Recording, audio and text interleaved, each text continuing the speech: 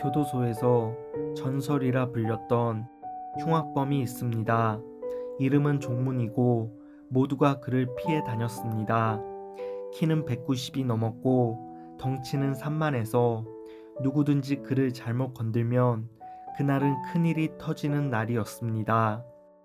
어느 날 그와 같은 방에 있던 재소자가 그에게 살살 시비를 걸었는데 그날 그 재소자는 눈에 피멍이 들었고 며칠 걸을 수 없을 정도로 중상을 입었다고 합니다. 그때 종문이는 독방으로 직행했고 그의 담당관이었던 박효진 장로님은 그에게 이렇게 말했습니다. 종문아, 웬만하면 봐주고 싶지만 네 죄가 너무 커서 도저히 봐줄 수가 없다. 법에 따라 징벌받고 추가 기소될 거니까 그런 줄 알고 있어라. 그러자 종문이는 박효진 장로님 등에 대고 이렇게 외쳤습니다. 야, 박주임, 네가 뭐 예수를 믿는다고?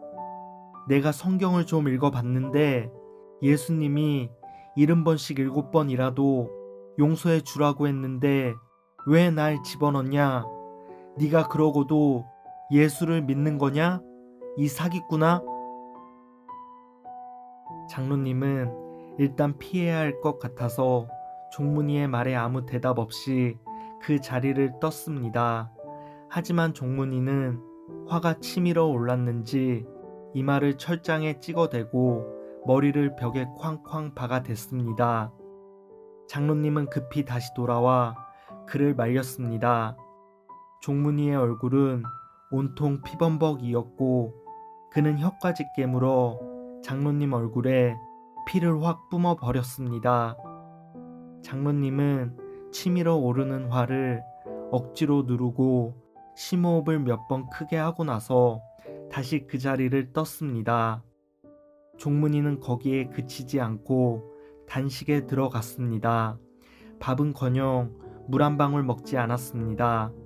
그렇게 3일 동안 아무것도 먹지 않으니 장로님은 다시 그를 찾아갔습니다. 종문아, 제발 밥 좀 먹어라. 우선 살아야지. 나는 정상적으로 법 집행한 것 뿐인데 너하고 내가 무슨 원수도 아니고 진짜 왜 그러니? 네가 무슨 독립운동 하다 온 것도 아니고 이 나쁜 놈아, 사기꾼아, 이 더러운 도둑놈아. 장로님은 종문이에게 자신이 쓸 수 있는 최대치의 막말을 퍼붓고 그래도 화가 안 풀려서 종문이의 머리를 쥐어박고 뒤통수를 쳤습니다. 그런데 종문이는 화를 내기는커녕 미소를 짓고 있었습니다. 그리고 흡족한 표정으로 이렇게 말했습니다.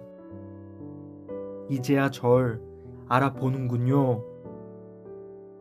종문이는 그때부터 자신의 옛날 이야기를 들려주기 시작했습니다. 영등포에서 배때기 쑤신 얘기랑 청량리에서 손가락 절단시킨 이야기 등등 악질 간증을 마구 해댔습니다. 그리고 마지막으로 17살 때 여동생 얼굴을 호미로 아작낸 이야기를 하니까 장로님도 화를 참을 수 없었는지 표정이 확 변했습니다. 당시 장로님은 속으로 이렇게 생각했다고 합니다. 정말 화가 치밀어 오른다. 이건 인간도 아니다. 짐승도 제 식구를 알고 챙기는데 인간이 어떻게 이럴 수 있나. 정말 목숨도 아깝지 않은 인간이다. 하나님, 아무리 죄인을 사랑하신다 해도 이런 놈은 아니지요. 예수님이 우리 죄를 대신해 십자가에 돌아가셨다고 하지만 이런 인간을 위해서는 아니시지요. 이놈은 잉태되기 전부터 구원의 문 밖에 버려진 지옥 백성 맞지요. 박효진 장로님은 분노가 치밀어 올랐지만 그때 주님은 이런 음성을 들려주었습니다. 네가 종문이보다 나은 줄 아는구나. 장로님은 주님의 음성을 듣고 하나님 만나기 전 여느 세상 사람들과 다르지 않았던 자신의 모습들이 떠올랐다고 합니다. 그리고 종문이에게 향했던 화는 사라지고 그가 불쌍하게 보이기 시작했습니다. 한편 종문이는 그날 밤 홀로 독방에 앉아 있는데 자꾸 장로님 눈빛이 생각이 났습니다. 박효진 장로님은 분명 울고 있었습니다. 자신을 안타까워하고 가엾게 바라보며 울고 있었습니다. 다른 사람들이 그랬다면 주먹부터 날아갔겠지만 장로님 눈빛에서는 무언가 다른 게 느껴졌습니다. 어떤 누구도 자신을 위해 울어준 적이 없었습니다. 심지어 자신의 가족들조차도 자신을 위해 울어준 적이 없었습니다. 그런데 아무 연도 없고 속만 썩히는 자신을 위해 울고 있었던 것입니다.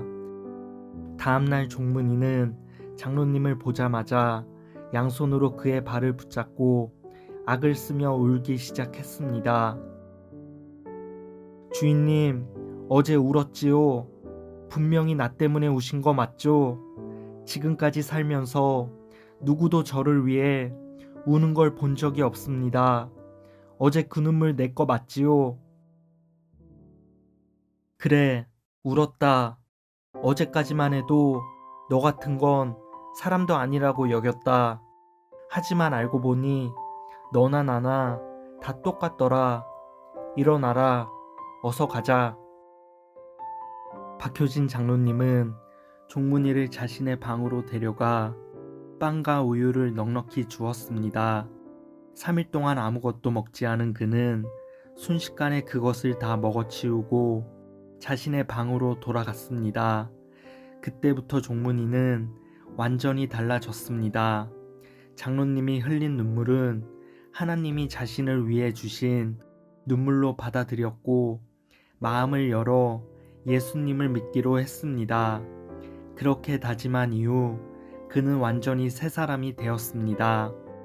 장로님은 종문이를 바라보며 성령께서 누군가를 지배하니 그의 생각이 바뀌고 표정이 바뀌고 언어도 바뀌었다며 감탄하였습니다. 그렇게 장로님의 도움으로 성령님께 의지하며 믿음의 사람이 된 종문이는 착실히 수영 생활을 했습니다. 그리고 마침내 모범수로 인정받아 가석방을 받기도 했습니다.